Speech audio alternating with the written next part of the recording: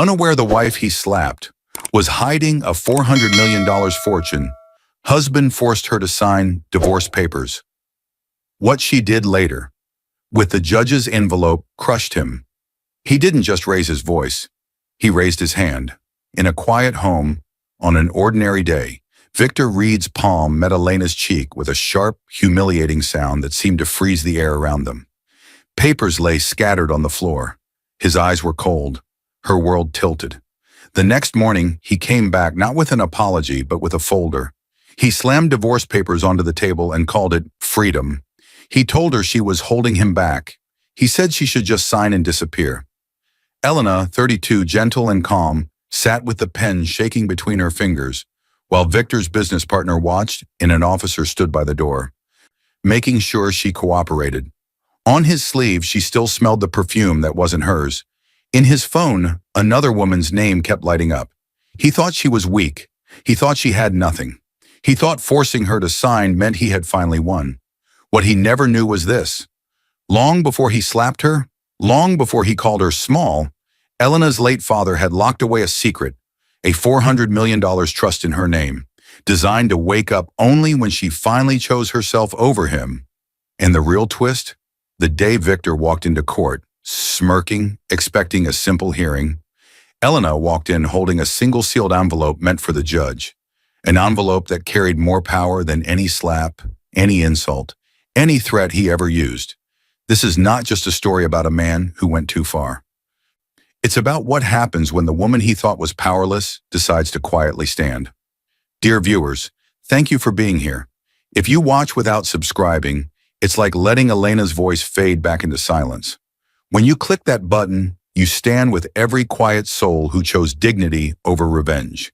Please subscribe now and tell me in the comments where you're watching from. The first thing Elena remembered was not the slap itself, but the way the room felt afterward. Frozen, tilted, wrong. Later, when she looked back over everything that happened, her mind would always circle around that moment. The sound, the shock. The way Victor looked at her like she was a problem he needed to manage, not a person he had hurt. But to understand that moment, the story has to slow down. It has to pull back and show who she really was before his hand ever rose. Elena Reed, 32, was not a woman people noticed at first glance. She blended into rooms the way warm light blends into morning air. Quiet, steady, never demanding attention. She remembered everything about other people. How Victor preferred smooth cotton shirts because rough fabric irritated his skin. How he hated loud music because it scattered his thoughts. How he needed silence before important meetings and believed the world should rearrange itself around his schedule. Victor, 35, ambitious and proud, rarely remembered anything about her. Not her favorite tea, not the way she liked to read near a window, not that crowded rooms made her anxious. Elena had grown up in a very different world from his. She came from a family that believed wealth should never be a weapon or a spotlight. Her late father, Elias Ward, built a quiet empire, old properties, long-term investments, shares in companies most people never heard about but relied on every day. He taught her that real power was the kind you didn't put on display. If people see your money before they see your character, he would say, you'll attract the wrong kind of love. When Elias died, he didn't just leave money. He left a structure, a private trust, sealed documents, properties in her name that she never claimed publicly. All of it was managed by his older sister, Aunt Miriam Ward, a strict, elegant woman in her 60s with sharp eyes and a calm voice. As trustee, Miriam's job was simple and ruthless: protect the Ward fortune and protect Elena. The trust had conditions. Elias had written them himself. The full funds would only become available to Elena if she married for love, and if, when that love failed, she walked away from the marriage without trying to strip her partner's wealth, even if he had wronged her. No greedy divorce, no bargaining for his money, no revenge through assets. Hide your worth, Elias had told her in his study when she was 18, sitting among shelves of old books and heavy wooden furniture. Let the world show you its intentions first. Elena lived by that rule. When Victor proposed years later, she didn't mention the Ward name in finance articles. She didn't talk about the trust. She didn't explain why Aunt Miriam insisted on meeting him only once, briefly, and then quietly stepped back. Victor never asked. He assumed she came from a modest background because she chose to live modestly. He assumed the house, paid off with money she never explained, was simply theirs, Manmo, Narsun, and mostly his doing. He assumed her maiden name, Ward, was just another common surname. He thought she was lucky to be with him. He never wondered if it might be the other way around. Back in the present, after another long evening of raised voices and cold silence, Victor walked out of the living room without looking at her. The argument ended not with resolution, but with him grabbing his keys and slamming the door. Elena stood there for a moment, cheeks still warm, heart still tight. Then she slowly bent down to pick up the scattered mail that had fallen during the commotion. One envelope slid out of the stack, heavy cream-colored paper, embossed with a faint familiar crest. The Ward crest. Her fingertips paused over it. The symbol pulled her back instantly to her childhood home, to her father's study, to conversations about protection and timing.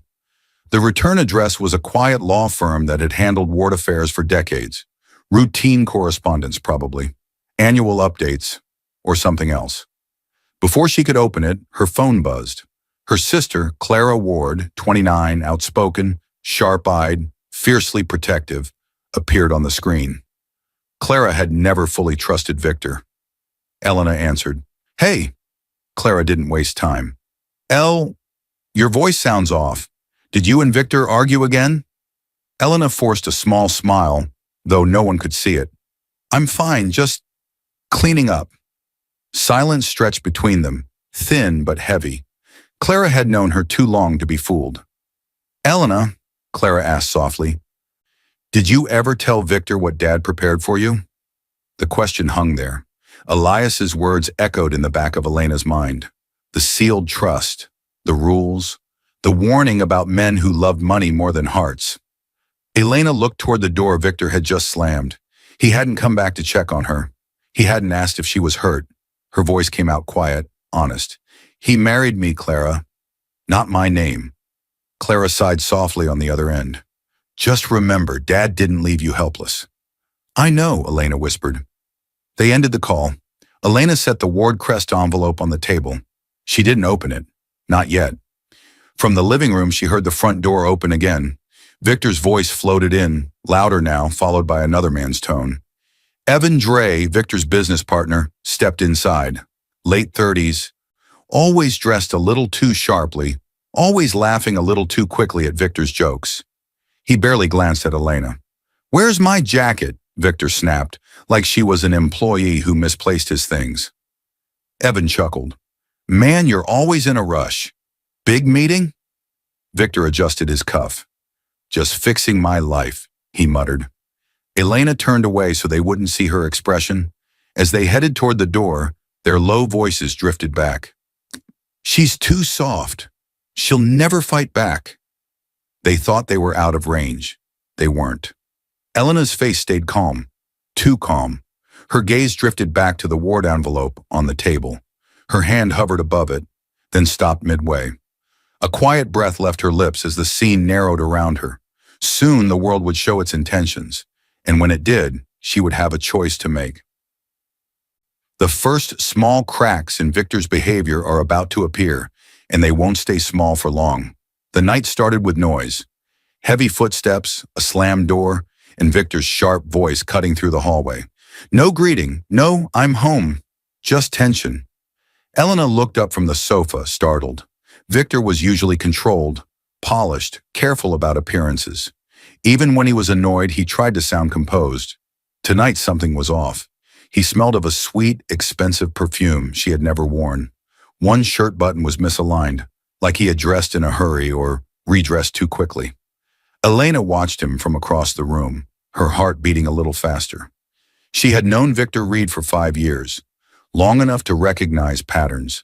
He liked structure. He hated mess. He believed chaos was for other people, not him. This version of him, distracted, careless, smelling like someone else, felt wrong. "Long day?" she asked quietly. He didn't meet her eyes. "Don't start with questions," he snapped, walking past her. When he moved, that unfamiliar perfume drifted in the air again. Not faint. Fresh. Victor dropped onto the couch, pulling out his phone. He angled the screen away from her, shoulder turned just enough to block her view. He had never done that before. A hairline crack formed inside Elena, small but real. To fill the silence, she stood and walked toward the kitchen. As she passed behind him, his voice dropped low. Softer, warmer, not meant for her. "Sabrina, I'm home now." Elena froze. The name hit her like cold water, a name she had never heard him say. Not as a client, not as a colleague, not as a friend. She didn't know it yet, but Sabrina Cole was 28, bold and confident, a woman Victor had met months earlier at a business conference, someone who liked being admired, someone who didn't flinch at the idea of taking what belonged to someone else. In this moment, Elena only had the sound of the name. That was enough. Victor stiffened when he realized she was standing behind him. He ended the call too quickly, face tightening. "What are you doing standing there?" he asked. "I thought you said someone's name," Elena replied softly. He forced a laugh that didn't reach his eyes. "You're hearing things." It was a lazy lie, the kind of lie a person tells when they're sure the other will swallow it. Elena didn't argue. She simply nodded and walked away. But inside, something shifted. Questions formed in the quiet space between her heartbeat and his lies. Her mind pulled forward an old memory she hadn't thought about in years. 3 years earlier, at a dinner with friends, Victor had spoken with pride about loyalty. He declared dishonesty was the one thing he despised. He said cheating was pathetic. He bragged that he would never betray someone who gave him their all. Back then, Elena believed him entirely. She admired his certainty. Now, remembering that night, the words tasted like smoke in her throat. Later, Victor claimed he needed fresh air and stepped outside with his phone. Another new habit. Minutes after he left, Elena's phone buzzed. A message from her cousin, Marcus Hale, 34, her father's nephew, and someone who had known Victor even before she did. Marcus rarely texted her directly. He usually kept a safe, neutral distance. The message was short. "Elena, if Victor starts coming home late, please call me. I need to tell you something." Her breath caught. Marcus was many things, but dramatic was not one of them. If he said he needed to talk, it meant something was deeply wrong. Elena stared at the screen, thumb hovering, then typed back, "He's already coming home late." The 3 typing dots appeared, then disappeared. No reply arrived. A chill slid down her spine. When Victor came back in, the night air and the same perfume followed him. He didn't look at her. He didn't say goodnight. He walked upstairs, leaving her alone with a quiet house and louder thoughts. She sat there long after he disappeared, staring at her reflection in the dark window, wondering when the man she married became someone who whispered another woman's name. In the days that followed, those hairline cracks in her trust would widen into something she could no longer ignore. The moment that shatters what remains of her trust is coming, and this time, it leaves a mark she can't hide. If someone had pressed pause on her life and replayed the worst moment frame by frame, it would start here. The sound exploded first, sharp, sudden, violent in its intention. Elena didn't process what happened until her vision blurred for half a second. Her cheek burned, heat spreading across her skin. Victor Reed, her husband, the man she once believed would protect her, stood in front of her, chest heaving, eyes wide with a mixture of anger and something uglier, control. Elena, 32, gentle but steady, was not used to violence. She was used to listening, compromising, hoping that honest conversations could fix problems. Victor, 35, had been changing for weeks. Late nights, secretive calls, the name Sabrina spoken in tones Elena was never given, messages from Marcus that hinted at things she didn't see. And now, this. "What was that?" Elena whispered, voice shaking more from disbelief than from the impact. Victor didn't apologize. He didn't rush to check if she was hurt. He looked at his own hand instead, flexing his fingers like he'd brushed against something unpleasant. "It's your fault," he muttered. "You keep pushing. You keep asking questions. You're making things harder than they need to be." All she had asked was why he smelled like another woman's perfume again, why Marcus seemed worried, why Victor had started hiding his phone. For him, that was enough to consider her the problem. A painful silence filled the room. Then a soft gasp sounded from the hallway outside their front door. Olivia Hart, their neighbor, stood there frozen. She was 42, lived alone, and often left small potted plants near their shared corridor. That evening, she had come to return a misdelivered package that had been dropped at her door by mistake. The door had been slightly ajar. She had heard the argument. She had heard the words. And now she had seen the slap. Her hand covered her mouth, eyes wide with shock and concern. Victor didn't notice her. He was too busy reclaiming the moment with words. "Elena, don't act dramatic," he said, tone sharp. "People argue. Couples argue. Don't make a scene out of nothing." His words hurt less than the realization behind them. He didn't see this as something. He saw it as normal, maybe even justified. Elena raised a shaking hand and touched her cheek. Her fingers met hot skin. Her mind pulled her backward into a memory. Her father, Elias Ward, sitting in the old family library when she was 16. Shelves full of books. Dust floating in the light. "If someone uses their strength to hurt you," he said, his hand steady on her shoulder, "don't fight them with fists. Fight them with your mind. Protect your dignity, not their pride." At the time, she didn't understand why he looked so serious when he said it. She never imagined she would need that advice in her own living room. The flashback faded. Victor grabbed his jacket from the back of a chair. "I'm going out," he said sharply. "Don't wait up." He brushed past Olivia in the hallway without seeing her. She stepped back quickly, heart pounding. Once the door closed behind him, Olivia hurried inside, holding the small package against her chest. "Elena, I heard everything," she whispered. "Are you okay? Do you need help? Should I call someone? Your sister?" Elena lowered her hand from her face. Her eyes glistened, but no tears fell. She looked calmer than she felt. A calm born from something breaking and then going strangely still. "No," Elena said softly. "I'm all right." She wasn't, but she was making a decision in that silence. Olivia squeezed her arm gently. "You don't deserve this. If you ever need a statement or someone to say what they saw, I will." The words landed quietly but firmly. A witness, a line of truth that could not be unsaid. After Olivia left, Elena sat on the sofa, the house feeling like a stranger's home. He slapped her, and he enjoyed the control it gave him. That wasn't an accident.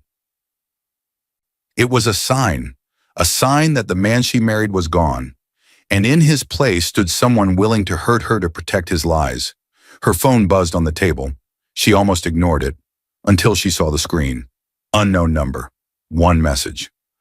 "I know what Victor has been doing. We need to talk." Her heart hammered. For a second, she thought of Marcus, of his unfinished warning. She stared at the message, the bruise on her cheek throbbing with each beat of her heart. The next discovery would not just hurt her feelings, it would change the entire direction of her life. Pressure, demands, and a forced decision are coming, and they won't be as simple as a signature on paper. Morning didn't arrive with sunlight. It arrived with a loud slam, a thick folder hitting the dining table so hard the sound echoed through the quiet apartment. Elena flinched. Victor Reed stood over her, jaw tight, suit already on, as if this were just another efficient appointment in his schedule. "Sign here," he said. "Now." No apology for the slap, no mention of last night, no question about how she slept or if her cheek still hurt. Just orders and divorce papers. The impact of the moment hits hard, then thins into a cold, steady calm. Elena stared at the folder. The bold black letters on the top page blurred before her eyes. Petition for dissolution of marriage. It felt unreal and at the same time, strangely expected. She could still feel the echo of his hand, still see Olivia's shocked face, still hear the way he had dismissed everything as nothing. And now suddenly he wanted her gone, but in a way that made everything easy for him. Victor crossed his arms. "I don't want to drag this out," he said. "I want freedom, and you just need to cooperate." Behind him stood Evan Dre, his business partner. Evan looked uncomfortable but stayed silent. He wasn't there for Elena. He was there as a witness, someone who could later say, "Yes, she signed. Yes, she seemed calm." Elena swallowed. "Victor, Why are you doing this like it's a business deal? After last night, he cut her off. Last night was you pushing me. This is me fixing my life. His phone buzzed on the table. The name lit up the screen clearly this time. Sabrina, he answered without shame. Yeah, I'm here, he said, turning his back a little. I told you, I'm handling it. She'll sign. A pause, a short laugh. No, she's not fighting me. She's too soft for that. He ended the call and didn't bother hiding the satisfied look on his face. Evan shifted awkwardly, staring at a spot on the wall. To lock everything in, Victor pulled up another contact and pressed call, putting it on speaker. Reddick, it's Victor Reed, a calm male voice answered. This is Malcolm Reddick. Officer Malcolm Reddick worked as building security and also part-time with local law enforcement. Elena had seen him around the property, always neutral, always polite. There's a domestic situation, Victor said, carefully choosing his words. My wife and I are signing divorce papers. I want a neutral witness so there's no claim of pressure later. Can you come up? Elena's head snapped up. He was setting the scene, not just for her, for whoever might one day ask what happened. There was a brief pause. I'll come by, Officer Reddick replied, but I'm only there to observe, Mr. Reed. I can't force anything. That's fine, Victor said smoothly. Just be present. Within minutes, a knock sounded at the door. Officer Reddick walked in, scanning the room with a practiced eye. He took in Elena's pale face, Victor's rigid stance, Evan's uneasy posture. What exactly am I walking into? He asked evenly. Victor pointed at the papers. We're signing a divorce agreement, and I want it on record that she wasn't threatened or forced. Elena heard the quiet twist in those words. He wanted proof things looked fair, even if they didn't feel that way. Reddick turned to Elena. His voice softened. Ma'am, do you understand what you're signing? She nodded slowly. Yes. Do you want a lawyer present? He asked. The question hung in the air. Victor tensed, just enough for someone paying attention to notice. Elena's chest tightened. A part of her wanted to say yes. Another part remembered her father's conditions. The trust that would only fully awaken if she walked away from this marriage without trying to cling to Victor's wealth. Her voice came out steady. No, I'll sign. Victor's shoulders relaxed, relief flickering across his face. Reddick didn't move closer. He stayed by the door, watching calmly. He wasn't there to intimidate her. He was there to make sure no one crossed a line. Evan stepped back, giving her space. Elena picked up the pen. Her hands trembled once, then grew still. The agreement in front of her was simple and cruel. No request for spousal support, no claim to his business assets, no fight for anything that had his name on it. She read each page, slowly, carefully. Every clause she accepted without arguing didn't just free him. It activated the silent promise her father had built for her years ago. With each signature, she released any legal claim to Victor's money, and with each signature, she stepped closer to the trust he didn't know existed. When she signed the final page, Victor exhaled like he'd just closed a deal. This is good, he said. This is the right step. He gathered the papers quickly, already talking about filing them today so everything could move fast. As he walked Officer Reddick and Evan to the door, Reddick paused and turned back to her. If you need anything, he said quietly, including a statement about how this happened, you can contact me. For a second, Elena saw it. He had noticed her cheek, the faint discoloration, the way she held herself. Then he left. The apartment fell silent. Elena stood alone by the table. No papers left in front of her, only a faint imprint where the folder had been. Her phone buzzed. A new message from the same unknown number as the night of the slap. Meet me. I can show you what Victor has been hiding. Her heartbeat steadied. The coldness in her eyes wasn't emptiness anymore. It was focus. The truth was no longer just threatening her marriage. It was about to redirect her entire future. A night of quiet collapse will awaken a strength she didn't know she still had. The night did not explode with anger. It simply went quiet. Elena sat alone in the dark living room, the shape of the dining table a shadow in front of her. The spot where the divorce papers once lay was empty now. Her cheeks still remembered the slap. Her heart still remembered the man she thought Victor was. But she didn't cry. She didn't scream. She didn't even move for a long time. She felt nothing. It was the kind of numbness that doesn't comfort. It just covers everything like a heavy blanket. Slowly, the story sinks into reflection. Eleanor Reed, soft-spoken and loyal, had always believed love was something you worked on, not walked away from. She was the kind of person who tried to fix what was broken, even when she wasn't the one who broke it. Her father, Elias Ward, had been the opposite of Victor in all the ways that mattered. He built wealth quietly. Old investments, private companies, land that had been in the family long before Elena was born. But he never raised his voice to prove he was powerful. He never raised his hand to prove he was in control. Flashback unfolds. Warm light, familiar furniture, the steady scratch of a pen on paper. A younger Elena, around 18, sat in her father's study. The tall windows looked out on green fields. The shelves were full of law books and ledgers. Elias held a folder with her name on it. "This," he said gently, "is the Ward Trust." He opened it, showing her a stack of documents she didn't fully understand at the time. "It will protect you," he explained, "but it is not a prize for greed, Elena. It's a safety net for your heart." He told her the conditions clearly. The trust would remain dormant while her life was stable. It would fully activate only if she married for love, and later walked away from a marriage without trying to profit from its end. "If someone loves you, they won't try to control you with money," he said. "And if you ever have to leave, I never want you to stay out of fear of not having enough." She remembered smiling, a little embarrassed. "Dad, I don't think I'll ever be in that kind of marriage." Elias smiled back, sadness in his eyes she didn't understand then. "I hope you're right." The flashback fades. Back in the present, the house felt smaller than before. The furniture felt mismatched to her life. Victor had taken the papers to file them. The marriage was ending on his timeline, but the conditions he thought were giving him freedom were quietly unlocking hers. Her phone lay beside her. She picked it up, not to call Victor, not to beg, but because she needed someone who still saw her clearly. She called Clara. Clara answered on the first ring. "Elena, you never call this late. What happened?" Elena opened her mouth. For a moment, nothing came out. Then her throat loosened. "He gave me divorce papers," she whispered. "I signed them." Clara didn't shout. Didn't say, "I told you so."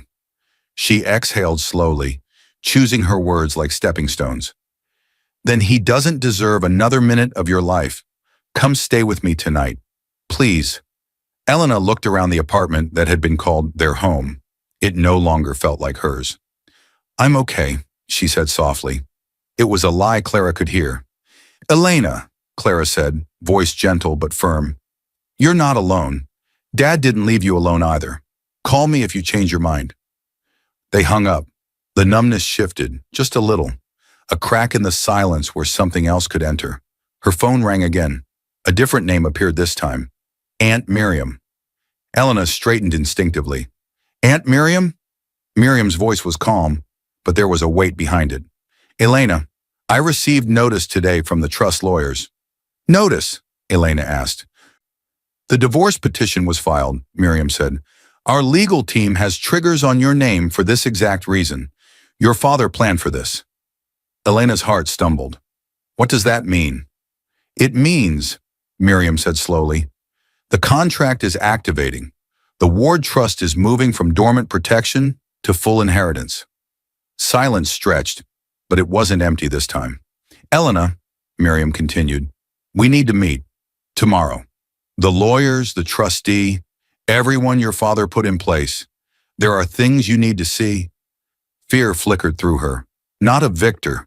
Not anymore. It was fear of how big her life suddenly was beneath the quiet surface. But beneath the fear, something else rose.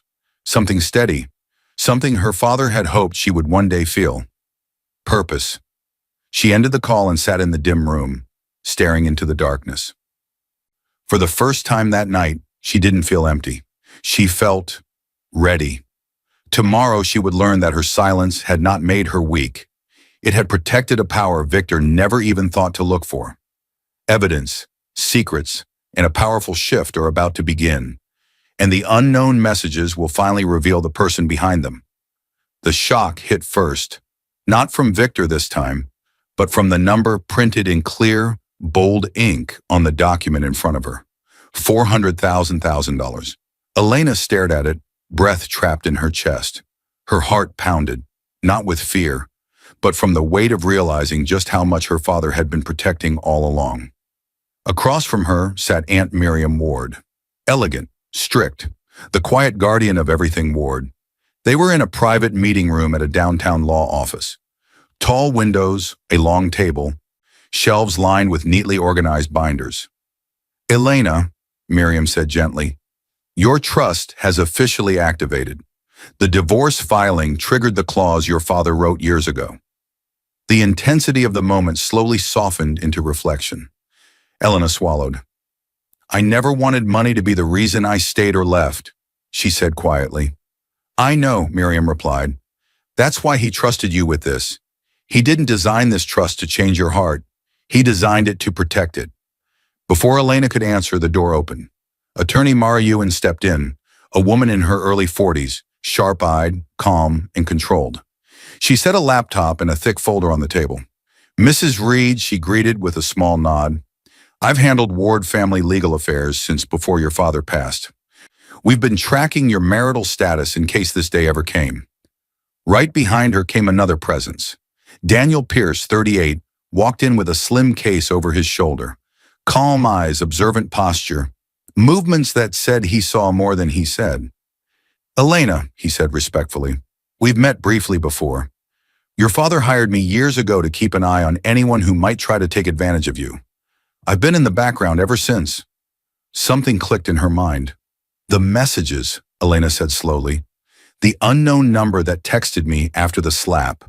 The one that said, 'I know what Victor has been doing.' Was that you?" Daniel nodded once. "Yes. I didn't use my name at first. I didn't know how closely Victor was watching your phone. I didn't want to put you in more danger." A quiet logic gap closed. No more mystery stranger. Just a man her father trusted, finally stepping forward. Mara slid the thick folder toward Elena. "This," she said, "is what we've gathered so far." Elena opened it carefully. The first document was a preliminary report from the trust lawyers, confirming that the divorce filing and her choice not to pursue Victor's assets had activated her rights to the full Ward fortune. The next pages held records Daniel had been assembling over the past months. Photos of Victor and Sabrina entering a hotel, sitting close in a restaurant, standing too comfortably in a parking lot. Bank statements showing unauthorized charges from the joint account. Hotels, jewelry, dinners, luxury gifts. Screenshots of messages Daniel had recovered, including one where Victor wrote to Sabrina, "Once she signs, we'll be free. Your dad will finally take me seriously." Elena's chest tightened at that line. It wasn't just an affair, it was strategy. Victor wasn't just leaving her for another woman. He was trading her for access. Mara watched her carefully. "Elena," she said, "you haven't asked Victor for anything. No support, no share of his business. From a legal standpoint, you have been more than fair. That gives you clean footing if this ever becomes public." Elena closed the folder slowly. Her hands were steady now. "What do we do?" she asked. "We don't rush," Mara replied. "We gather everything. We build the strongest possible case. When we walk into court, we don't go in angry. We go in prepared." Daniel added, "I'll keep tracking Victor and Sabrina. Now that he thinks you're broken and out of the way, he's getting careless. That carelessness will give us more proof." For the first time in days, Elena didn't feel like someone things were happening to. She felt like someone making a choice. Miriam reached out and placed her hand over Elena's. "Your father wanted you to know this. You never have to fight like them. You fight with truth, and now you have support to do it." Later that afternoon, as Elena stepped out of the law office, her phone buzzed again. This time, the name on the screen wasn't unknown. It was Daniel. "He just booked dinner with Sabrina tonight. If you're ready to see the truth for yourself, meet me. I'll be outside your building at 7. A chill ran through her. Not of fear, but of final clarity approaching. Tonight, she would no longer imagine what Victor was doing behind her back. She would watch it with her own eyes. The evidence deepens, and the plan for justice begins to take its final shape. The night started with intensity, not from shouting, but from the sharp click of a camera shutter. A flash, a frozen frame. Daniel Pierce stood partially hidden behind a parked car across the street from a downtown restaurant. Camera raised, eyes steady. Through the wide windows, he watched Victor read. Victor sat at a table with Sabrina Cole. Her hand rested on his arm. He leaned in too close. They laughed like nothing in the world existed except their conversation and their reflection in the glass. From the passenger seat of Daniel's car, Elena saw everything. The angle was distant, but not distant enough. Sabrina's perfume, which once arrived in her home only as a lingering scent on Victor's clothes, was now attached to a face, a smile, a person who knowingly sat in her place. Daniel snapped photo after photo. He spoke quietly, not taking his eyes off the lens. "I know this is hard to see," he said, "but this is how we make sure he can't twist the story later." Elena didn't look away. Her fingers curled around the edge of her seat. "It's not just hard," she murmured.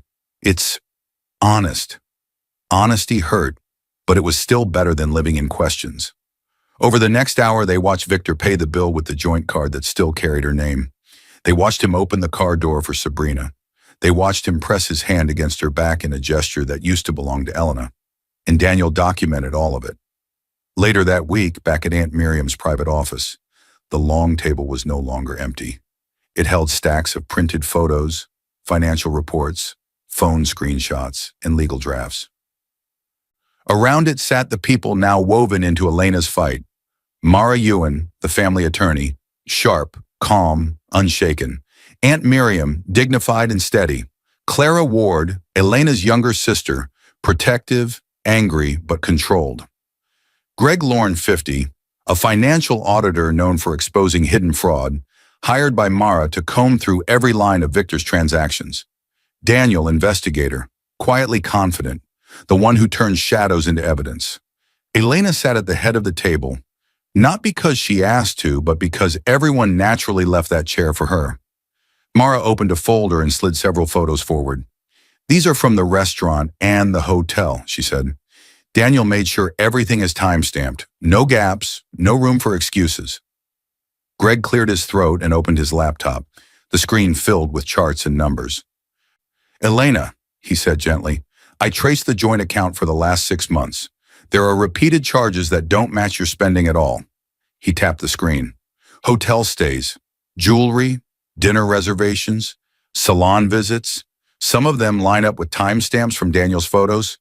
Others match locations we know Sabrina has posted from online." Clara clenched her jaw. "So he was using her money to impress his mistress?" Greg nodded.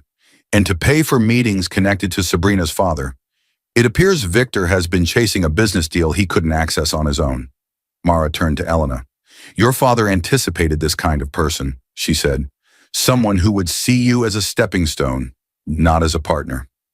Clara unlocked her phone and slid it across the table. "I got this from a friend who works near Victor's office," she said. On the screen was a forwarded message Victor had sent Sabrina. "Once Elena signs, your dad will finally open those doors. Everything changes then." Elena read it once, then again. He didn't just leave her. He tried to trade her dignity for entrance into someone else's world. Mara reached into her bag and took out a sealed, thick envelope clipped with red. "This," she said quietly, "is the complete package we'll submit to the court when the hearing date comes." Inside it lay Olivia Hart's written statement about the slap.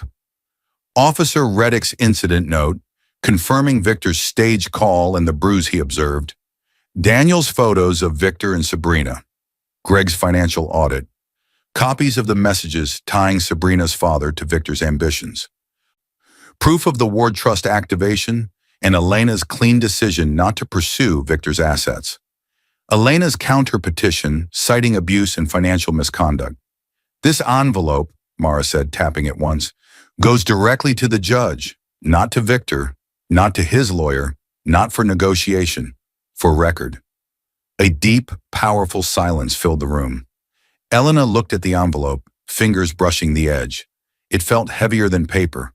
It felt like closure, waiting for its moment. "I'm ready," she said quietly. Daniel's phone buzzed. He glanced at the screen, then at Elena. "Victor's been asking around," Daniel said. "He's nervous. He told someone you're being too quiet, and he doesn't trust it. He thinks you might try to come after his money. Mara's eyes sharpened. Good, she said. Let him be afraid of the wrong thing. The closer Elena moved to truth, the more dangerous Victor's assumptions became, and the more powerful her silence truly was. The courtroom doors will open, Victor expecting routine, Elena arriving prepared. The tension struck instantly.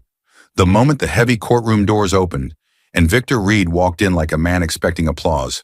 His shoes clicked against the polished floor. His suit was perfect. His hair was neat. His smile was smug. To him, today was supposed to be simple. A quick divorce confirmation, a formal stamp, a clean new life with Sabrina and her father's connections. He believed Elena would stand there quiet and defeated. He believed she would sign whatever was handed to her. He had no idea what waited for him. Elena stood at the respondent's table, calm and composed. She wore a simple outfit, no flashy jewelry, no dramatic expression, but there was a steadiness in her posture that hadn't been there weeks before. Behind her sat Olivia Hart, the neighbor, hands clasped together, nervous but determined. Officer Malcolm Reddick, uniform neat, expression steady. Clara Ward, protective, eyes sharp. Aunt Miriam, quiet but solid as stone. Daniel Pierce and Greg Lorne, ready with evidence if needed. Near the back of the room, Evan Dre, Victor's business partner, uncertain why the hearing suddenly seemed more serious than he'd expected. Sabrina Cole in a fitted dress, sitting with crossed legs and an expression that tried very hard to look unconcerned. At the front of the room sat Judge Rosalind Hale, a firm, intelligent woman in her 50s, with a reputation for disliking drama and loving facts. Court Clerk Donovan organized files beside her with calm efficiency. Court is now in session, Clerk Donovan announced. Case of Victor Reed versus Elena Reed. Victor stood quickly, ready to direct the story. Your Honor, he began, this is a straightforward dissolution. My wife and I, Judge Hale raised a hand. Mr. Reed, I've read your petition. Sit down for now. Victor's mouth opened in surprise, but he obeyed.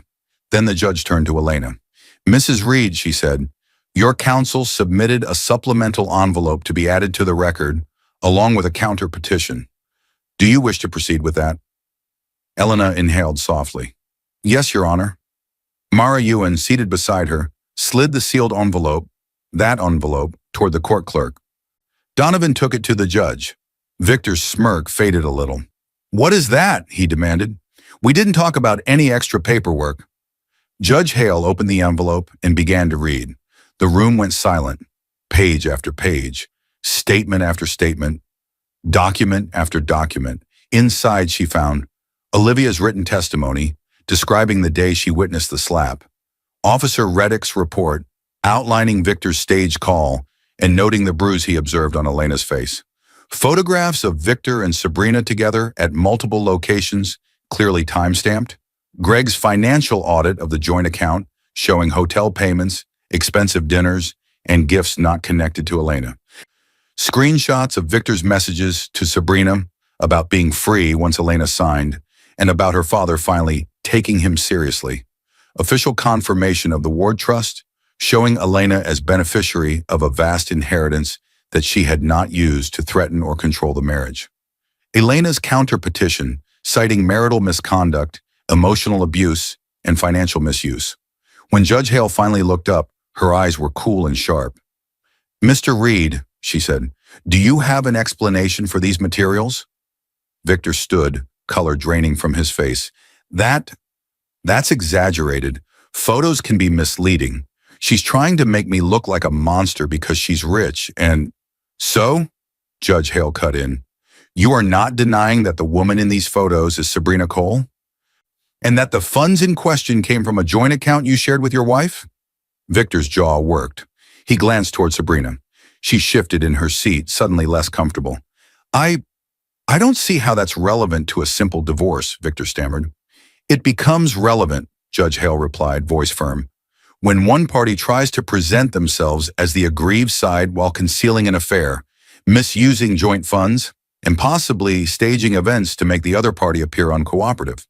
She turned to Officer Reddick. Officer, please stand. Reddick rose.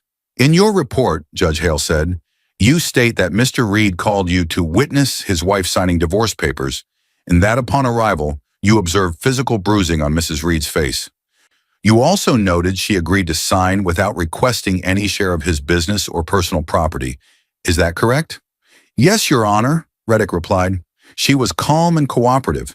If anything, I was more concerned about her safety than Mr. Reed's. Next, Judge Hale addressed Olivia. Ms. Hart, you stated that you witnessed Mr. Reed strike his wife. Is that still your statement today? Olivia's voice shook, but her words did not. Yes, Your Honor, I saw it. Victor's facade cracked. Sweat gathered at his temples. This is a setup, he snapped. She's using her money and her family too. Judge Hale brought her gavel down once, sharply. Enough! The sound cut through the room. This is not about who has more money, Mr. Reed. This is about conduct, your conduct. She shuffled the files, her expression unchanged. Given the evidence presented, she announced, this court finds that Mr. Reed engaged in marital misconduct, committed financial misuse of joint funds, and attempted to mislead this court by omission. Victor staggered slightly. Sabrina stared straight ahead, face pale. As such, Judge Hale continued, any financial claims you have made against Mrs. Reed are denied. Penalty fees for misuse of funds may apply, and relevant sections of this file will be forwarded for possible further investigation. A restraining order is granted in Mrs. Reed's favor until this matter is fully resolved. Gasps rippled through the courtroom. Sabrina stood abruptly, heels scraping the floor, and hurried out without a single glance back at Victor. Evan Dre shifted away from Victor's side on the bench, as though distance might save what remained of his reputation. Victor looked around wildly. At the judge, at Elena, at the empty doorway where Sabrina had vanished. He had walked in expecting control. He was leaving stripped of it. Judge Hale struck her gavel once more. This hearing is adjourned. People moved, whispering, gathering their things. Elena stayed still a moment longer, not gloating, not celebrating, just breathing finally without fear. As Victor stumbled toward the exit, two officials stepped forward near the doorway. Mr. Reed, one said, voice low but firm, we need to speak with you about the financial irregularities flagged in today's evidence. Please come with us. The consequences he thought he'd outrun were no longer in his control, and this time, there was no one left to blame but himself. Victor's public collapse begins just outside those courthouse doors. Chaos hit the moment the courthouse doors swung open. Victor Reed burst outside as if he could escape the judgment that still clung to his name. Elena, he shouted, voice cracking through the open air. Elena, wait! People on the wide stone steps turned to look. Lawyers, clerks, strangers. Everyone paused to watch the man who once walked like he owned every room, now stumble like the ground might drop beneath him. He rushed down a few steps and nearly lost his balance.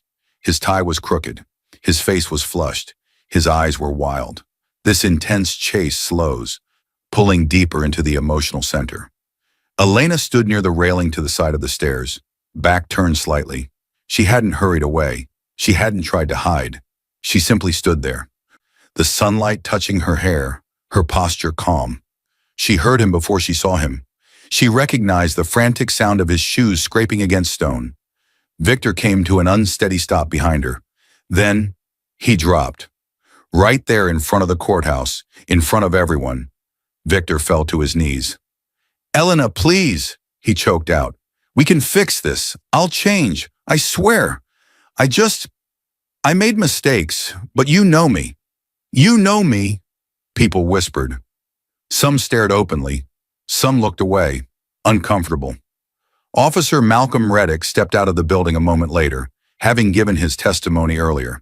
He stopped at the top of the steps, watching carefully. Beside him, Daniel Pierce adjusted his position, staying close enough to reach Elena if Victor lost control. Elena, please look at me, Victor begged. His hands shook as he reached toward her. Tell them to stop. Tell them to back off. You don't need all of this. I need you. You can't leave me like this. Slowly, she turned. Her eyes were calm, not cruel, not vengeful, just finished. Victor, she said softly, for years I thought if I loved you enough, you would choose to be better. But this is what you chose instead. He shook his head quickly, tears forming. It It was just a mistake. Sabrina doesn't matter. None of that matters. I'll break it off. I'll do anything. We can start over. Just don't let them ruin me. There it was. Not don't leave me because I love you, but don't let them ruin me. Officer Reddick moved down the steps, his posture firm but controlled. Mr. Reed, he said, you need to stand up. You're causing a scene.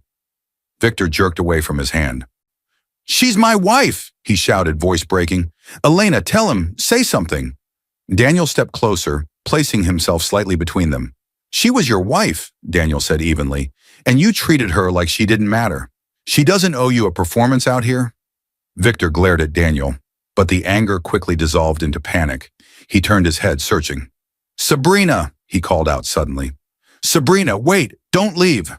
You said we'd do this together. All heads turned. Farther down the courtyard, Sabrina Cole stood near the curb, arms wrapped around herself. She looked smaller without Victorian arrogance propping her up. When Victor shouted her name, she hesitated, then turned away and moved toward a waiting car. She opened the door, slid inside, and shut it without a backward glance. The car pulled away. Victor's voice broke. Sabrina! Sabrina! But she was gone. Evan Dre appeared a moment later, exiting the courthouse with slow steps. Victor reached toward him with desperate eyes. Evan, you're my friend. Tell them I'm not a bad guy. Help me fix this. Please. Evan looked at him, at the man on his knees, at the gathering eyes, at the weight of the evidence he had just heard in court. I didn't know it was like this, Evan said quietly. You lied to me too, Victor. I can't stand next to this and pretend I didn't hear what I heard. He stepped away, leaving Victor alone on the steps. Reflection deepens. In a matter of hours, Victor had lost his public reputation, his business connections, his access to Sabrina and her father's influence, his claim to Elena's money, his illusion of control. Karma didn't whisper, it spoke loudly, in front of everyone. Officer Reddick finally placed a hand firmly, but not roughly, on Victor's arm. Mr. Reed, that's enough, he said. You need to stand. Go with the officials who asked to speak with you. This isn't the place to argue anymore. Victor's body shook. His eyes were red. His voice had burned out. Elena watched him a moment longer, not to enjoy his pain, but to witness the ending of a story she once believed would last forever. Then she turned to Daniel. Let's go, she said softly. As they walked toward the parking lot, Reddick called out to her quietly. Elena, he said, people who feel like they've lost everything sometimes react badly. Make sure you're never alone at home for a while, all right? Keep your family close. She nodded. I will. When she reached her car, her phone buzzed with a new message from Mara Ewan. Elena, your father left something else for you. Not money, something you need to read. Come by the office when you can. Her freedom from Victor was not the end of her story. It was only clearing space for the final truth her father had kept waiting. Elena steps into a new life, with one last message from her father guiding the way. The moment hit with intensity, a door closing behind Elena as she stepped into her new home for the first time. Not Victor's apartment, not a place filled with fear, waiting, or pretending. Her home, her space, her beginning. Sunlight poured through wide windows, washing the empty living room in soft warmth. The air felt different, open, breathable, almost like the room itself was exhaling with her. Clara Ward walked in behind her, carrying a box labeled Kitchen. She set it down and smiled, eyes shiny with held-back tears. You're home now, Clara said quietly. Elena nodded. The smile that touched her lips was small, but real. Earlier that day, before picking up the keys, she had gone back to Mara Ewan's office, just as the message requested. In a quiet conference room, Mara and Aunt Miriam had been waiting, with one last sealed envelope. Not for the court, not for any judge, for Elena alone. This was written by your father, Miriam explained.